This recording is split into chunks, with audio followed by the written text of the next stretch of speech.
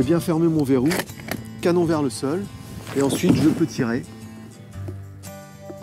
Passage obligé par les futurs chasseurs pour pouvoir exercer leur passion, l'obtention du permis de chasser est depuis plus d'une décennie un véritable examen complexe où théorie et pratique ne laissent rien au hasard. Vous êtes prêts? Je suis prêt. Depuis le 1er janvier 2014, la procédure du permis de chasser a connu également une réforme. Mais qu'est-ce qui a vraiment changé? La réforme, elle est toute jeune puisqu'elle date de janvier 2014. Essentiellement, elle a consisté à faire passer le permis le même jour, dans un même lieu, et le permis qui est divisé en une épreuve théorique et une épreuve pratique. Pour les candidats, ça a été un gros avantage puisqu'ils n'ont à venir qu'une journée pour passer leur permis. Et j'ajouterais qu'en région parisienne, avec les difficultés de la vie auxquelles nous sommes confrontés, n'avoir qu'un seul rendez-vous, c'est une facilité de vie évidente. Aujourd'hui, les candidats se verront poser que 10 questions théoriques sur les 415 à connaître sur le bout des doigts et 21 points de sécurité sur la partie pratique. Bon, le panel de questions, il y a 415 questions pour l'examen, donc il est resté le même, sauf que bon, le jour de l'examen, ils en ont plus que 10. En termes de formation, on fait la même chose. Sachant que l'examen est basé, nous on base beaucoup l'examen sur la partie pratique et sur la partie sécurité, manipulation des armes. La sécurité pour nous chasseurs, c'est une chose qui est fondamentale. Et la moindre erreur est éliminatoire.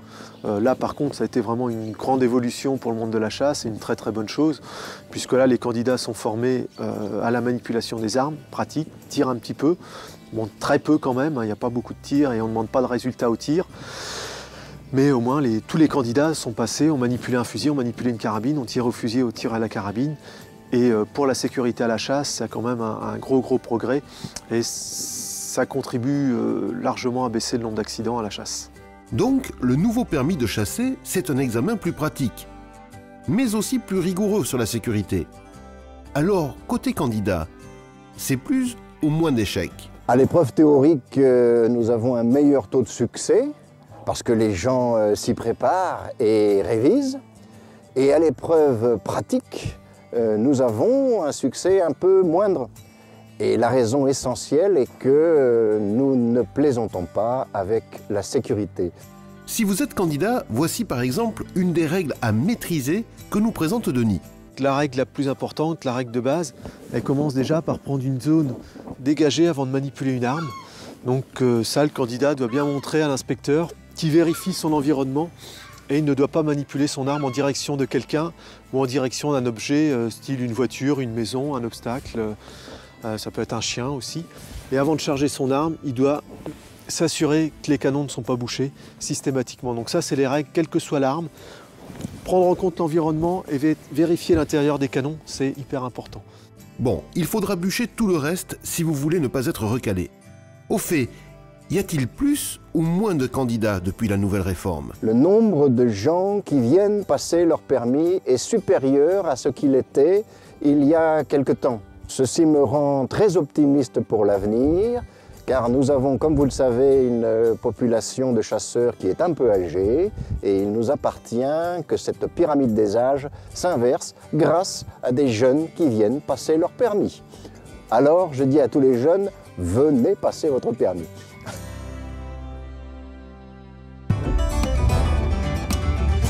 Eh bien, nous l'avons vu, un reportage qui pose des questions sur le permis de chasser, son évolution. Pour en discuter, nous accueillons Jean-Michel Soubieux. Bonjour. Bonjour. Vous êtes directeur aux affaires territoriales à l'Office national de la chasse et de la faune sauvage. Directeur des actions territoriales. Exactement. Directeur des actions territoriales. Et avec nous, Lionel Choca. Bonjour. Bonjour Antoine. Alors tout de suite, moi, ça m'amène une première question.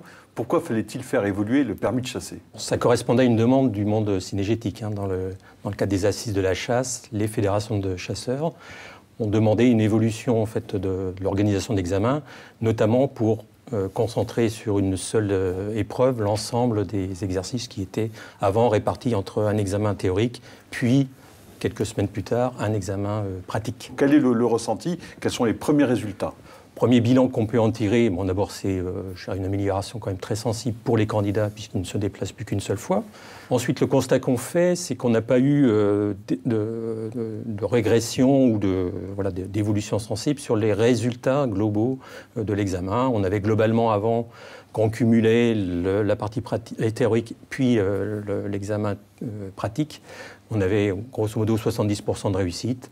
Avec le nouvel examen en 2014, on a constaté une légère amélioration, un taux de réussite qui est proche de 71%, donc un taux de réussite qui est comparable. Les petits bémols qu'on peut mettre à ça, c'est qu'on constate d'abord une hétérogénéité quand même assez importante des résultats selon les départements, et puis un taux d'absentéisme, donc des candidats qui sont convoqués à l'examen, qui sont absents le jour de l'examen. Bon, il y a toujours, effectivement, globalement, avant, on avait un taux d'absentéisme de 4-5% qui correspondait à des cas de force majeure. Hein. Mais pourquoi un tel taux d'absentéisme, alors ? On pense que le fait d'avoir regroupé en une seule épreuve l'examen fait qu'en amont, il y a effectivement aussi un regroupement des formations dans les fédérations et qu'éventuellement, ça a pu expliquer un taux d'absentéisme peut-être un peu plus important. Avant, les gens passaient d'abord la théorie. Ceux qui avaient réussi la théorie, venaient à la pratique et finalement, ils avaient déjà la moitié du chemin fait, donc ils allaient jusqu'au bout. Là, on vient pour une seule fois, donc ça peut expliquer une partie de cet absentéisme un petit peu plus fort en 2014. On a vu dans le reportage que le nombre de questions a baissé, notamment celles qui traitent du gibier. Est-ce que vous savez s'il est prévu des formations ultérieures pour améliorer ses connaissances par rapport aux chasseurs, aux nouveaux chasseurs ? Alors, ce qu'il faut bien comprendre, c'est que le permis de chasser, donc l'examen qui permet d'obtenir le titre permanent du permis de chasser, c'est donc un examen qui a été mis en place par des textes réglementaires. L'ONCFS, pour le compte de l'État, fait passer l'examen. Et en amont, les fédérations sont tenues d'assurer la formation des candidats qui sont présentés à l'examen. Je dirais que le minimum requis, et donc demandé aux fédérations, c'est qu'en termes de formation, les candidats soient préparés à l'ensemble des exercices qu'ils vont rencontrer dans l'examen, préparés à l'ensemble des questions théoriques qui vont être posées. Je dirais que c'est le minimum requis. Ouais. Ensuite, les fédérations peuvent évidemment aller plus loin en formation, soit en formation des futurs candidats, soit en formation des chasseurs qui ont déjà obtenu l'examen, enfin qui ont déjà leur titre permanent. Vous avez parlé de minimum requis. Certains nouveaux chasseurs qui viennent de passer l'examen reprochent un petit peu qu'ils n'ont pas beaucoup manipulé l'arme, voire pas beaucoup tiré vraiment avec ces armes. Est-ce que vous pouvez nous retracer un petit peu le cadre réglementaire justement autour de ça ? Le contenu de l'examen, ce n'est pas l'Office dans son coin qui en décide, ça a fait l'objet de concertation avec le monde fédéral au sein d'une commission nationale qui précise le contenu de l'examen, comme elle détermine les questions qui vont être posées, etc. Donc ensuite, je dirais en amont, la fédération, connaissant le programme de l'examen, doit donc apporter une formation nécessaire permettant...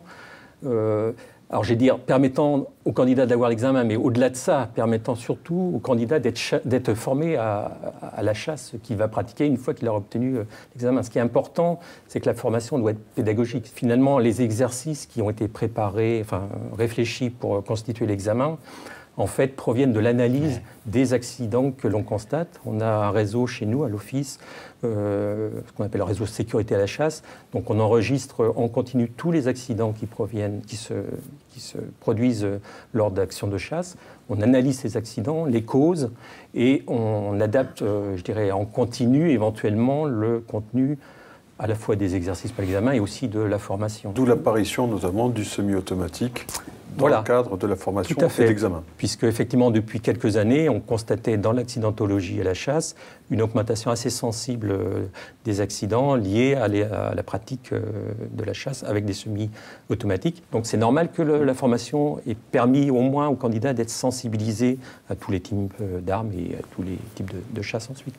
Aujourd'hui, au bas mot, combien de Françaises, de Français passent l'examen du permis ? On a convoqué 35 000 candidats l'année dernière. Et dans ces 35 000 candidats, en fait, c'est une augmentation de l'ordre de 9% du nombre de candidats convoqués de 2013 à 2014. Donc un permis de chasser qui progresse, un permis de chasser qui nous permet de compenser la chute du nombre de chasseurs chaque année, ce qui n'est pas sans poser des interrogations sur l'avenir de nos structures et de notre organisation de la chasse. Jean-Michel Soubieux, merci beaucoup de nous avoir rejoints.